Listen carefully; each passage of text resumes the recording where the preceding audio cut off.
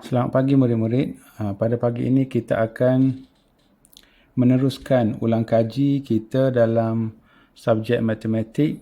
Okey, untuk hari ini kita akan buat ulang kaji berkenaan dengan tajuk wang. Ya. Kita akan menjawab soalan ataupun permasalahan yang melibatkan wang. Okey. Okey, cuba kita fahamkan gambar rajah yang diberi. Okey, pertama sekali di sini dia ada 3 jenis bil. Yang pertama bil elektrik.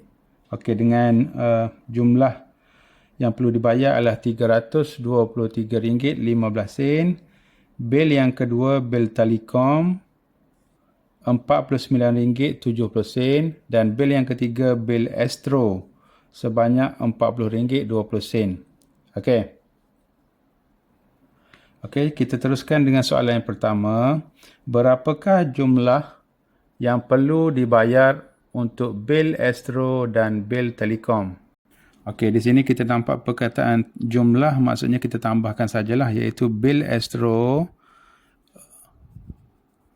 RM40.20 tambah dengan bil telekom. Bil telekom yang ini RM49.70. Okey, ini senang saja.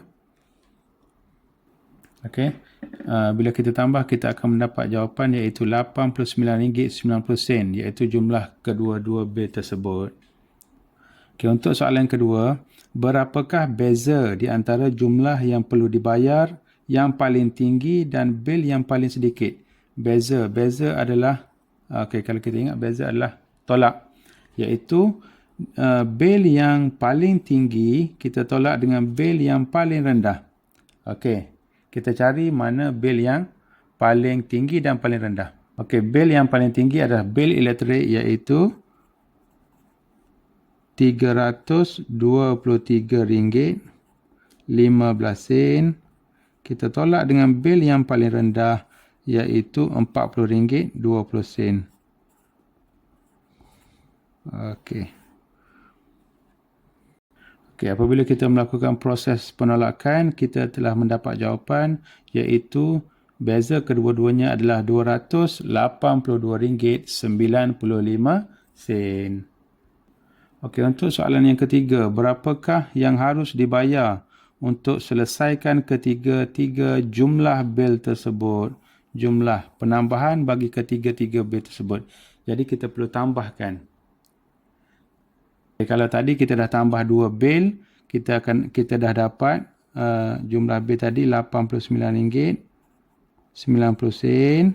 Jadi kita tambah lagi satu bil yang kita belum tambah lagi, jadi bil elektrik, iaitu kita tambah RM323.15. Jadi ini yang dah ketiga-tiga bil ni, ya. Okey. Okey, proses penambahan adalah 5, 10, 13, 11, 4. Okey, jadi kita dapat jumlah yang perlu dibayar bagi ketiga-tiga bil tersebut ialah RM413.15. Okey, untuk soalan keempat, kita perlu baca dengan lebih teliti. Okey, jika bil pada bulan depan, bil telekom yang ini, yang RM47, RM49, berkurang sebanyak RM8.75. Apakah jumlah yang perlu dibayar untuk kedua-dua bil tersebut? Okey, ini ada dua operasi, ya. Okey, bila ada dua operasi, kita kena lebih teliti. Okey, pertama sekali, kita kena kira ayat yang pertama. Jika bil telekom pada bulan depan berkurang sebanyak RM8.75. Okey, jadi berapa bil yang sebenar pada bulan hadapan? Okey, caranya kita, sebab dia kata berkurang, kita kena tolak. Okey, bil yang bulan ini adalah RM49.70. Okey, dia kata pada bulan depan dia berkurang, maksudnya kita kena tolak RM8.75. Okey. Okey, operasi penolakan. Sini 6, 10, 5, 8, 16, 9, RM40. Okey, ini adalah bil pada bulan hadapan, RM40.95. Okey, kita baca seterusnya, berapakah jumlah yang perlu dibayar untuk kedua-dua bulan? Jadi kita kena tambah. Okey, bulan ini, kita balik semula kat sini. RM49.70 tambah pada bulan hadapan RM40 ni. 95 sen. Okey, tambahkan saja. 16 10 9. Okey. Jadi jumlah yang perlu dibayar untuk kedua-dua bulan tersebut ialah sebanyak RM90.65. Okey, untuk soalan terakhir, okey, pada bulan berikutnya, bil elektrik, okey, mana bil elektrik? Ini bil elektrik ni.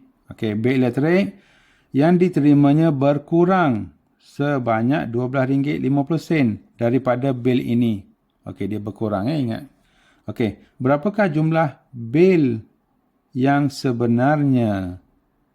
Okey, yang ini cuma ada satu saja operasi. Okey, kalau kita baca ayat dia, okey, pada bulan berikutnya bil elektrik yang diterima berkurang sebanyak RM12.50. Ini cuma kenyataan biasa.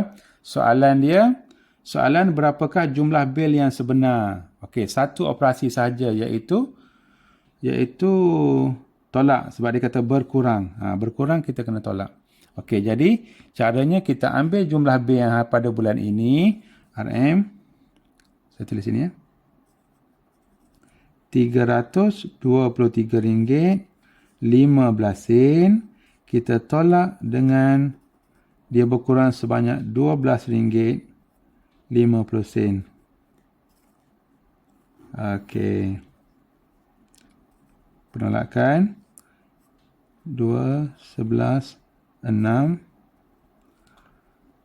0, 1, 3. Okey. Kita dah dapat jawapan. Okey, maksudnya pada bulan berikutnya, bil elektrik yang sebenar adalah sebanyak RM310.65. Okey, kita dah bincang pada semua soalan. Jika ada masih lagi antara kita yang belum faham, boleh bertanya pada cikgu. Ya? Itu saja perbincangan kita pada pagi ini. Okey, sekian, terima kasih.